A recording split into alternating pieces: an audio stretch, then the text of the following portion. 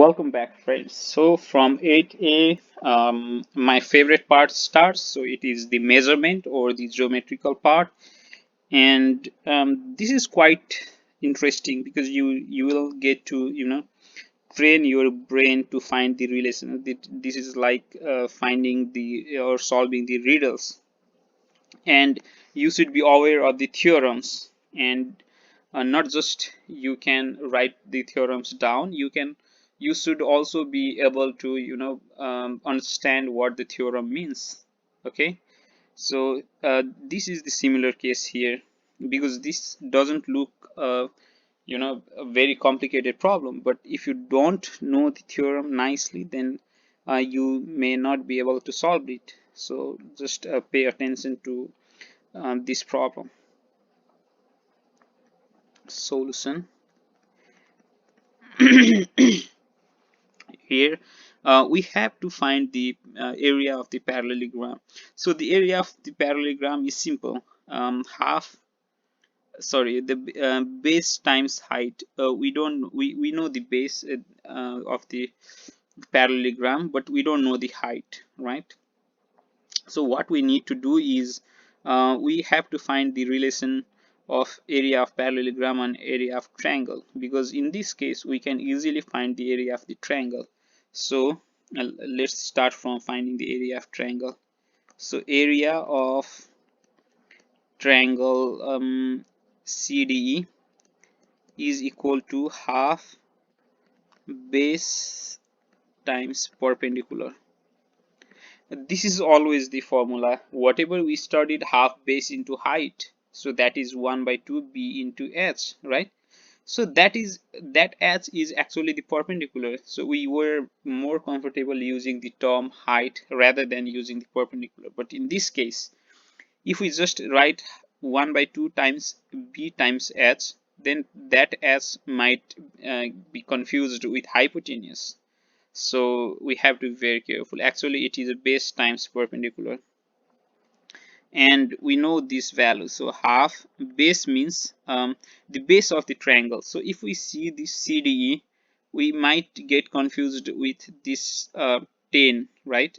But this is not the base. So if we look at this triangle CDE, it is a right angle triangle, and 10 is the hypotenuse because it is the opposite side of 90-degree, and these two sides 8 centimeter and 6 centimeters are base and perpendicular. So we have to use these two sides, so 6 and 8. So this gives 24 centimeter square, right? Now we know the area of the triangle. This parallelogram is twice the area of the triangle. Why? Because it is standing on the same base and between same parallel lines. That is the theorem.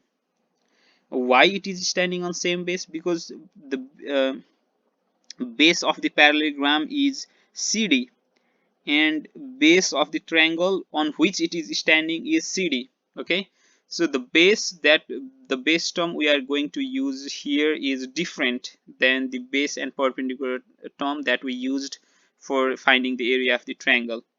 You might be confused because while calculating the area I said that the base is not 10, the base is either 6 or 8, right? But yes, that is true because it was the right angle triangle and area we were talking about, but now we are not talking about the right angle triangle or area.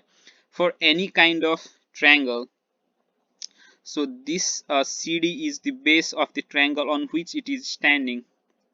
So we are talking about that base, not the right angle triangle base term. Okay, the other kind of base. So here even this parallelogram ABCD is standing on the base, and the triangle and parallelogram both are in between these two parallel lines AB and CD.